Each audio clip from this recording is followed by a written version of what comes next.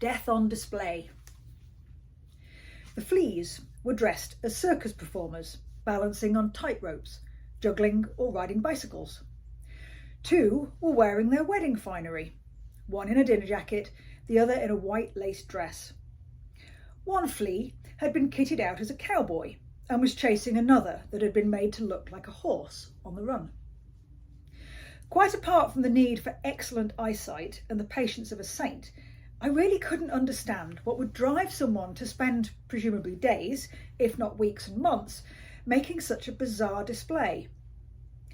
It had been created in 1905 when there was no TV or internet, but still, it took an unusual mind to even think of it. "That's nothing," called Mark from across the gallery. "Take a look at this."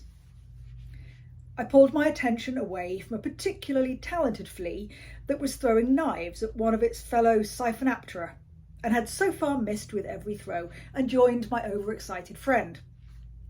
"Look, over here, these are incredible." Mark was examining the contents of specimen jars, which contained an array of animals in various stages of life and death, or they had been when they were pickled. He looked right at home amongst the museum display cases in his tie and waistcoat, a colourful handkerchief poking out from his top pocket.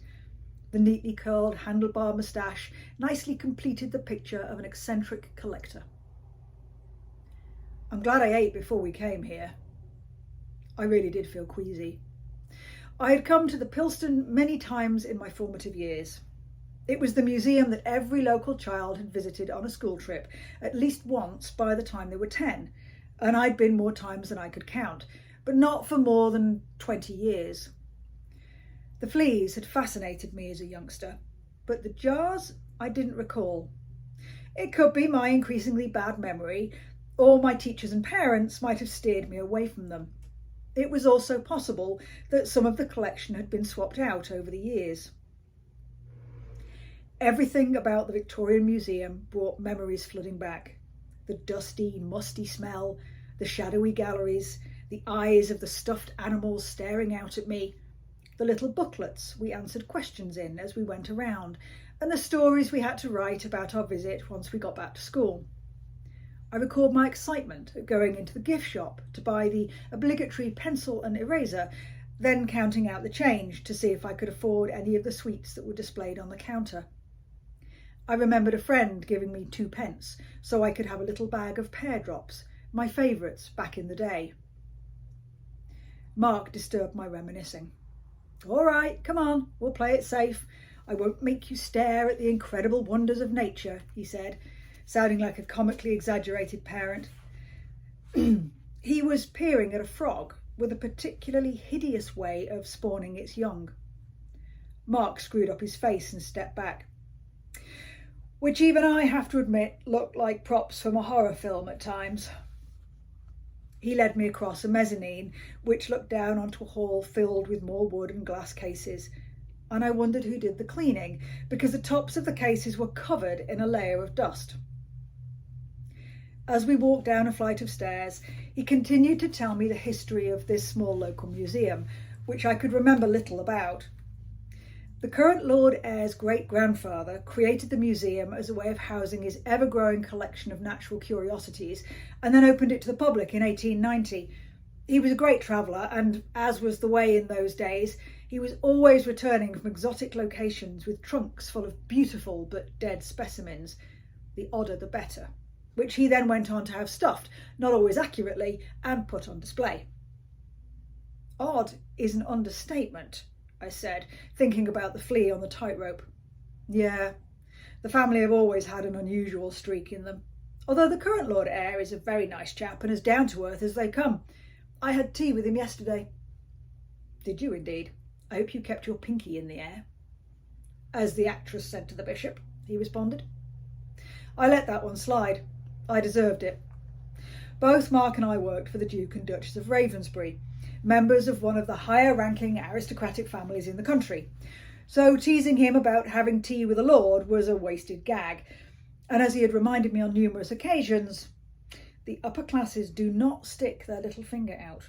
Only those who aspire to fit in with them do that. Ananya and I are still finalising what will go on display, but we're almost done. Lord Eyre and the Duke will then have final approval. They've let us have quite a lot of free rein, but it's their ancestors after all, only they'd better be quick. We have 3 days to get all this finished and on display. Mark Boxer, who works at Charlton House, where I run the cafes, and Ananya Shah from Berwick Hall, home of the Eyre family, had been given an unusual and impressive opportunity for a couple of tour guides. They were curating a small exhibition about the partnership of Edward Teddy Fitzwilliam Scott, the great-grandfather of our employer, the 12th Duke of Ravensbury, and Lord Decimus Eyre, the current Lord's grandfather. By far the younger of the two, Decimus had travelled the world, as his father had done. Teddy, a party-loving socialite, threw money at the expeditions and then basked in the associated glory of discovery. But he had no interest in going himself, besides which he was getting on in years and was happy to let the youngster take the risk of death and disease on some of the more perilous journeys. I thought that concentrating quite so much on the dig in Egypt was a bit old hat. Everyone has a sarcophagus on display, and photographs of white men in pith helmets peering into recently dug holes surrounded by awestruck locals. But apparently it's what the Lord wants, and who am I to argue? Also, the chair of the trustees is a bit of an Egyptian history nut and has been obsessed with some of the collection here since he was a child. It's hardly Lord Carnarvon at Highclere, but there are some beautiful objects. It was Lord Carnarvon who had discovered the tomb of Tutankhamun in 1922, and there was a superb exhibition all about the dig at his home, Highclere Castle, which had gained more recent fame after appearing in Downton Abbey on TV. Old hat? How dare you? We turned to face a smiling man. Mark, you shall be lashed with a stick 100 times and then thrown in the river with crocodiles. So long as it's a historically accurate punishment, I'm fine with it. Good morning, Sheridan. I'll add another 50 lashes if you don't start calling me Shed. Apologies, Shed. Meet my friend, Sophie. Sophie works with me at Charlton House. Sophie, this is Sheridan. Sorry, Shed. Tasker, Chair of the Trustees. Lovely to meet you, Sophie. Receiving a behind-the-scenes tour? Shed looked to be in his 60s, a well-lined face framing a broad smile. Mark is right. I've long been fascinated with Egyptian history. I would come here as a child and spend hours just staring at the collection and then badgering any staff member who was unfortunate enough to come by with questions. Do you work in the field now? He would make a wonderful teacher, enthusing students with his passion. No. Have you heard of Tasker biscuits? I had. I was known to gorge on their butter crunch with its thin line of jam running through the middle, or their chocolate pecan delights, which had the perfect amount of chocolate and nut lumps. Well, that's me, or it was until I sold the business.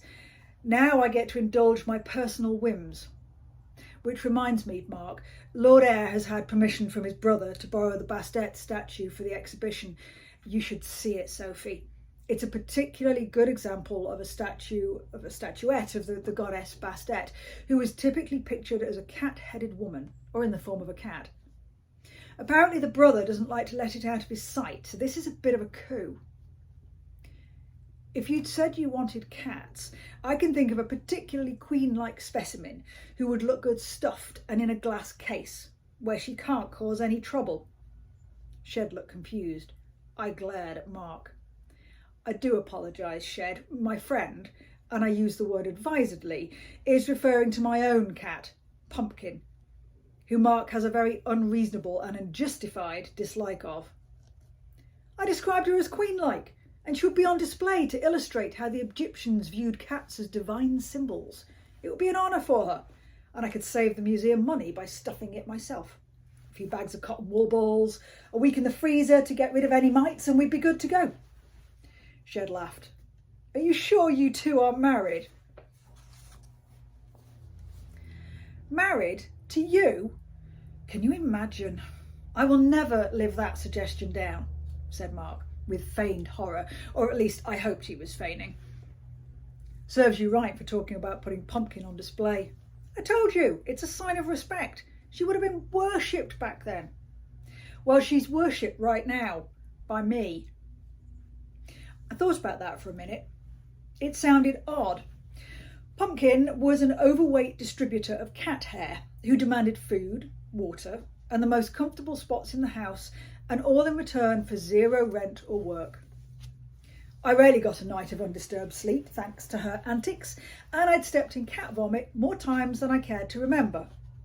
But despite all that, there was nothing better than being woken by the loud purring of my fat, furry tabby. Mark and I had left the galleries with their atmospheric collection of antique wood and glass display cases and entered a rabbit warren of white plastered corridors, which all looked a bit the worse for wear and in desperate need of a lick of paint.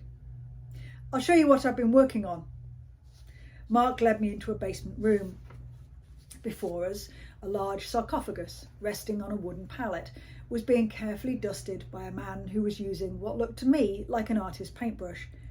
He had earphones on and I could hear the tinny sound of his music. He didn't bother to look up. Although now dulled in colour and with chips of paint missing here and there, the sarcophagus was still an impressive object. The eyes stared straight ahead, capped by blue eyebrows, and blue and red stripes framed its face. What had once been shimmering gold formed a crisscross pattern over the body, hieroglyphics telling stories on all available space.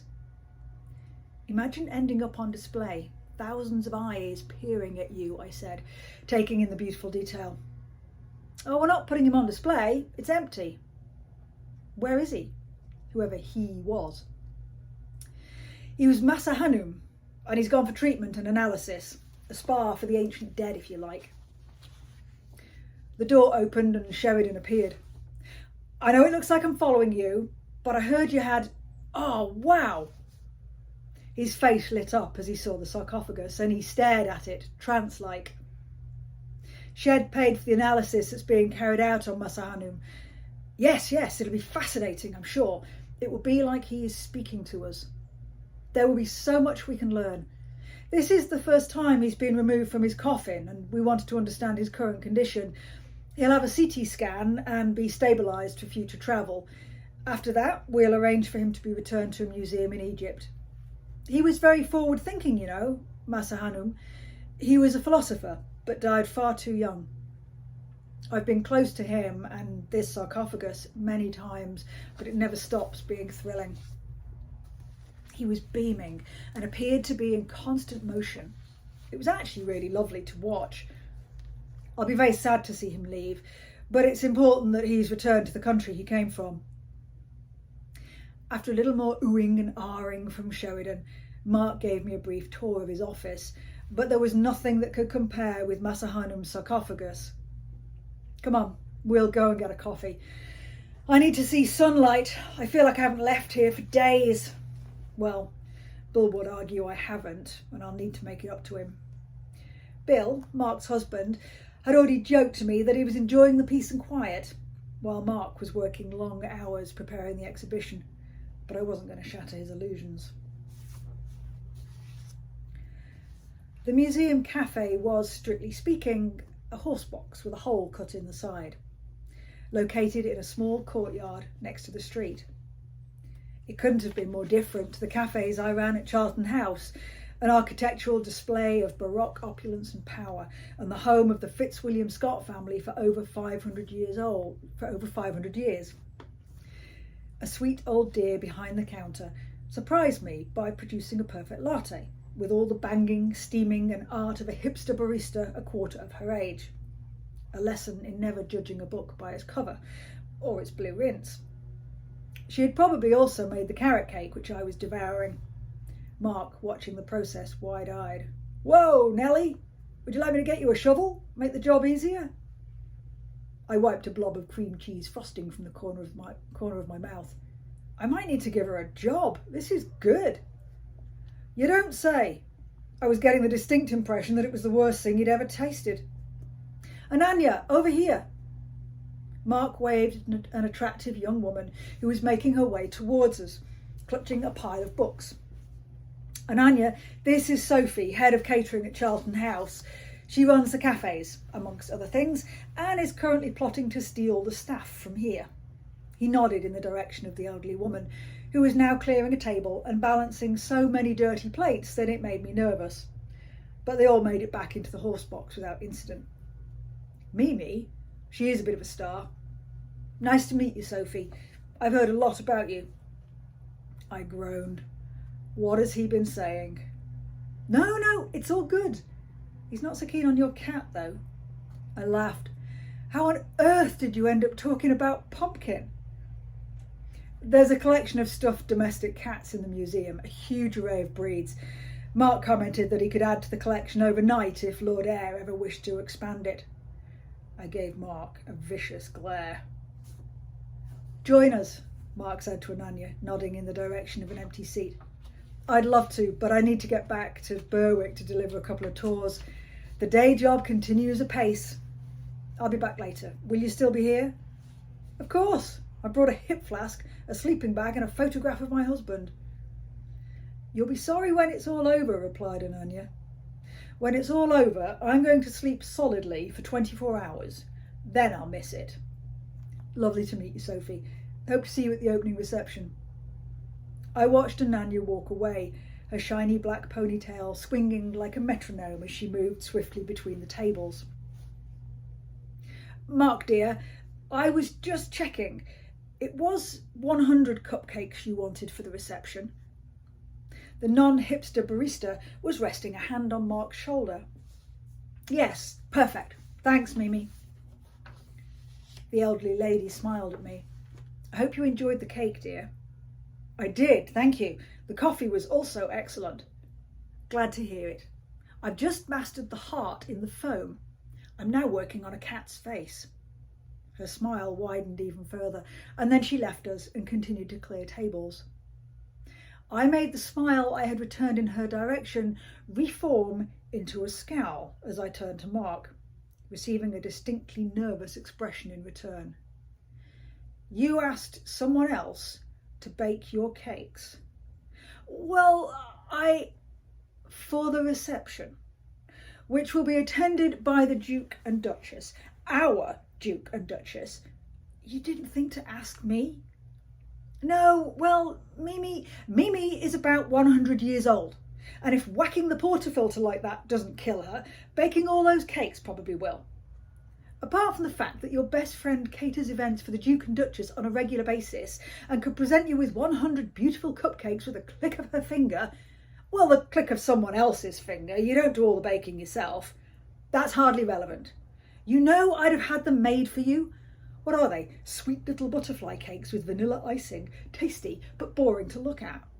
No, actually. They'll all have the head portion of the sarcophagus on them. She made one for me to be sure I approved. It was a work of art. I huffed before swigging the remains of my coffee. Well, don't come crying to me if the exertion of making 100 gives the poor woman a heart attack and you have to carry the guilt for the rest of your days.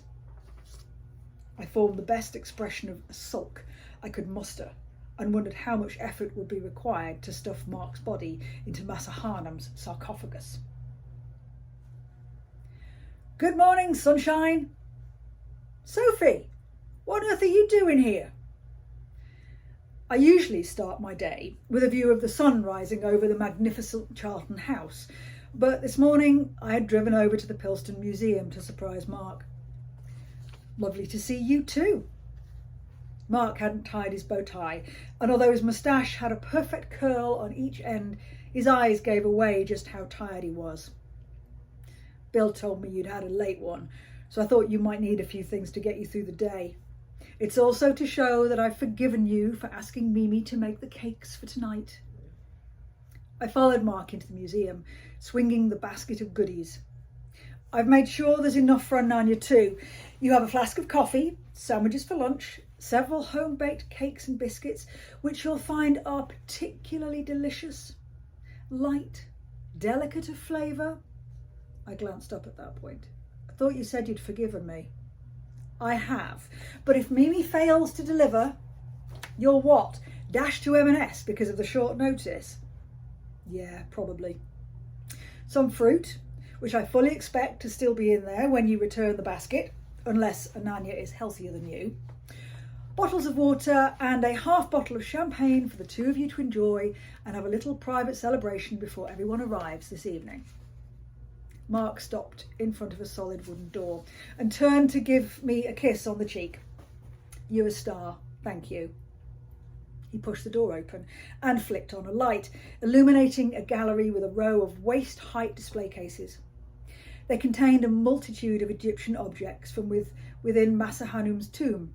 Small statues, model boats, jewellery, an iron dagger with an ornately decorated sheath, a pair of golden sandals, jars that had contained wine, all of which were meant to assist him in the afterlife.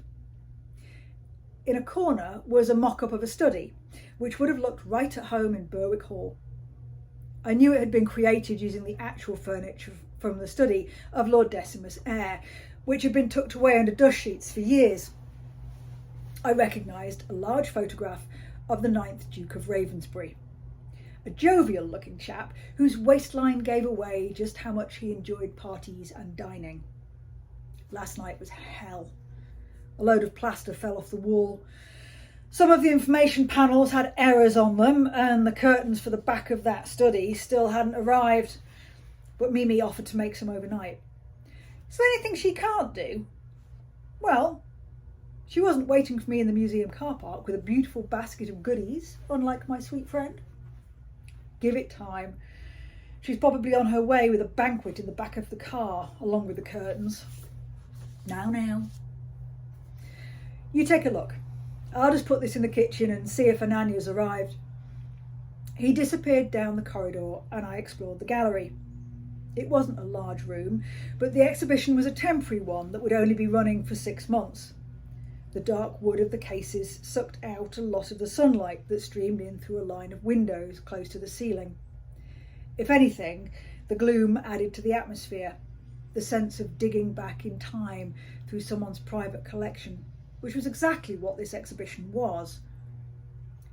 A number of the glass cases were still open, stands awaiting the precious objects that they would house.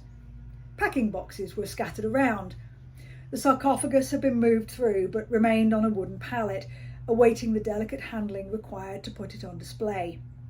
The painted eyes of the Egyptian prince stared up at the ceiling, the gold leaf reflecting the light. The lid of the sarcophagus had been moved, leaving a gap of a couple of inches, making its role as a receptacle of a human body and not just an attractive object even clearer.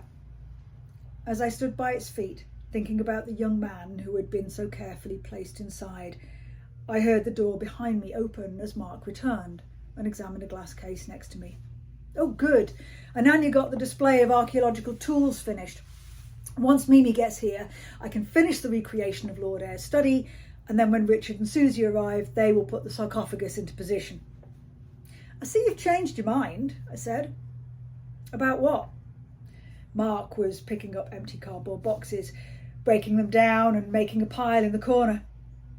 I knew I'd regret not tidying up last night, but we were just too tired. Putting Massa Hanum himself on display, his actual body, that must have been an interesting discussion. No change. He'll be away for some time. Mark moved on to stuffing the cardboard into big bags, ready to go out to the skip I'd seen around the corner of the building when I'd arrived. But he's still inside. Mark gave a low chuckle. No, he's not. The lid probably moved as they carried it in here. That or he found his way back home, hitched a lift. Mark, take a look. I can see the bandages. I peered into the crack left by the skew-whiff lid. See? Mark stood next to me. Then he bent down and got closer. I don't understand. Help me move this. You want me to lift the lid? Don't be ridiculous. I'm not trained. Shouldn't I be wearing gloves or something? Just shift the damn thing. Far enough that we can see him properly. The instruction was a clear, firm command, not something I heard often from Mark. I did as I was told. We carefully lifted the lid a little, enough to be able to move it, and then turned it, opening the gap. I was terrified of dropping it. Inside was a mummy, the kind a child might draw.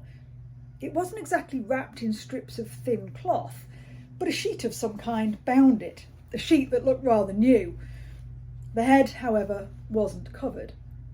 the sheet had slipped away, revealing not the mummified remains of an Egyptian prince, who would now be well over 3,000 years old, but the grey hair and skin of a person whose most recent birthday had been some time in the last year. He was familiar looking, but in the shadows of the sarcophagus and with the sheet hiding part of his face, I couldn't place him. Was he meant to be a surprise at the reception tonight? You know, like having someone leap out of a birthday cake? I knew my gallows humour was inappropriate, but was unable to think of anything else to say. Mark's brow creased, and he leant closer to the man, who was bundled up like a well-swaddled baby. No, he was no surprise. Everyone knew he was on the guest list. That's Sheridan Tasker.